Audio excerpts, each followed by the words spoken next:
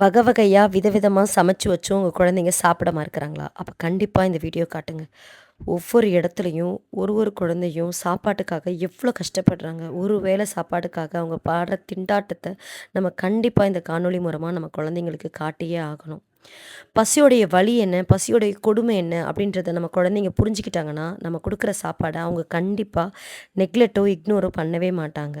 So parents உங்க குழந்தைங்களுக்கு நீங்க உணவு கொடுக்கும்போது, இந்த சாப்பாடு, இந்த தானியத்த உருவாக்குறதுக்கு எத்தன பேருடைய கஷ்டம், உழைப்பு அதில இருக்குன்றதையும் அவங்களுக்கு தெரியப்படுத்துங்க. குழந்தைங்களுக்கு முதல்ல நன்றி உணர்வ கத்துக் குடுங்க. அப்பதான் அவங்க தட்ல இருக்கிற ஒவ்வொரு தானியத்தையும் மதிக்க கத்துப்பாங்க. நம்ம விரயம் செஞ்சு மிச்சம் வைக்கிற இந்த உணவு கூட ஒரு குழந்தைக்கு ஒரு வேளை உணவா மாறுது அப்படின்ற இந்த காட்சியும் அந்த குழந்தைங்களுக்கு கண்டிப்பா காட்டுங்க. நெறைய நாட்ல, நெறைய இடத்துல உணவே கிடைக்காம, அவங்க கையில கண்ல படுறது எல்லாத்தையும் சாப்பிட்டு பசியார்றாங்க.